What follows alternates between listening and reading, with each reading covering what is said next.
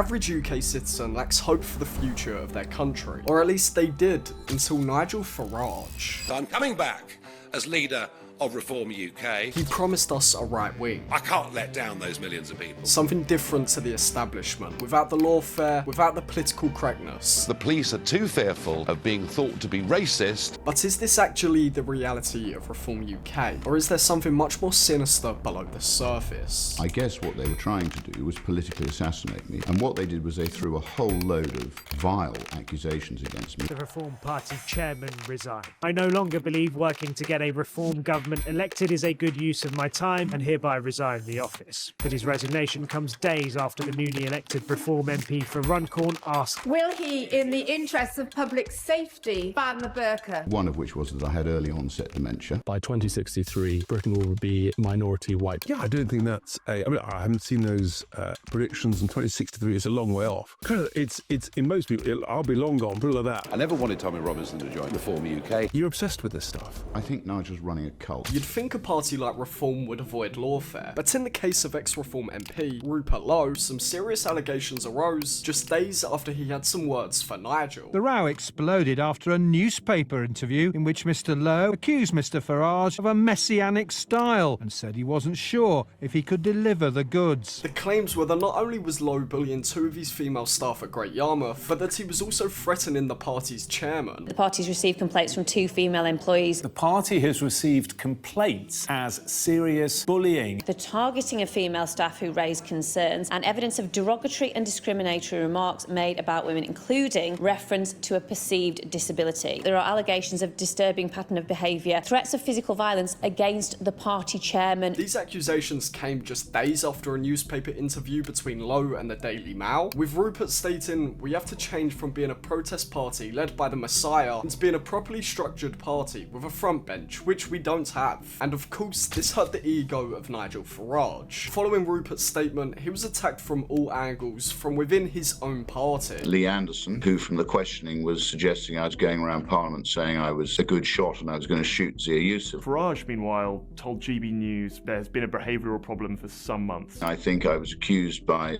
Zia Yusuf of standing over him and threatening him. And yes, of course, Nigel responded to the situation, and I have to put a disclaimer here. I could be wrong about the ins and outs of the party, and these accusations, I'm just presenting what I found online. One of our MPs was facing these accusations. Without prejudging anything, we decided to appoint an independent KC. Look, there is a behavioural problem here. There has been a behavioural problem for some months. Outbursts, anger, that kind of thing. I've tried to put it all to the back of my mind. But you see, this is the total flip side to what Rupert Lowe made of the situation. Posting to his X account, an independent review conducted by a leading King's Council has raised serious concerns about the integrity, fairness and independence of the investigation carried out by ReformUK. My lawyer's interpretation is as follows. A lack of proper setup. The investigation was not governed by any formal terms of reference, despite a prior commitment to provide them. There was a breach of confidentiality, no right of reply, procedural unfairness. They told Lowe he had until the 26th to respond. The report was completed on the 24th, as well as there being valid questions of independence. I think it was a political assassination attempt, and what they were doing is they were trying to make the story fit what they wanted it to fit. I was seen as a challenge, which I wasn't challenging Nigel. I was playing my part in driving support for reform. If people become too tall a poppy, he tends to lop off the head of the poppy. So they accused Rupert of threatening the chairman, creating a toxic work environment, bullying 2 girls he employed, and after all of this, his 2-month nightmare came to an end. The CPS dropped all charges, but hundreds of hours of police time and resources has been wasted. So judging off of Rupert Lowe's comments, political assassination attempt. The right wing isn't as open to the marketplace of ideas as they seem to let on. In fact, is reform actually right wing, or are they just a culture LARP?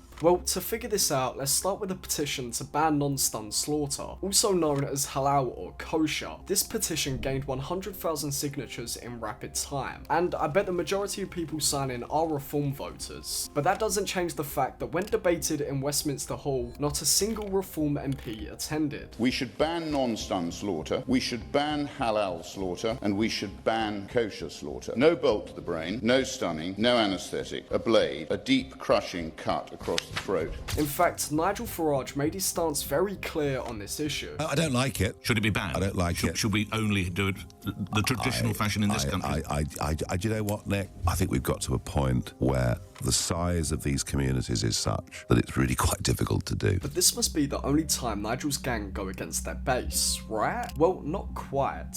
On the 15th of July, over 60 survivors and whistleblowers of the rape gangs of Britain were brought into Westminster, so MPs from everywhere could hear first-hand accounts of the abuse they went through, a religious and race-based rape. I was called a Gora, which is a white bitch. She didn't look a certain way, they'd be like, the slaggy Goras here. And yes, this inquiry was hosted by Rupert Lowe, but this doesn't change the fact that not a single Reform MP attended. Every MP was invited. No Lib Dems attended, no Reform, no Greens, no SNP. Could this be because of their rivalry with Rupert? Or perhaps they had other plans? Nope, here's Lee Anderson with a pint. And to those of you who will claim it's a waste of time, the only way to solve the issue is by actually having Reform in government, Sammy Woodhouse sums it up with, if they couldn't be asked to walk across the hall when survivors and families had travelled from around the UK, do you think they will give a shit when they get in power? A lot of Reform is just culture LARP, but even then they can't seem to keep their finger on the pulse of the British public. You see, Nigel Farage has always had an issue with Tommy Robinson. I never wanted Tommy Robinson to join UKIP. I don't want him to join ReformUK. He has a criminal record, a list as long as your arm. Violence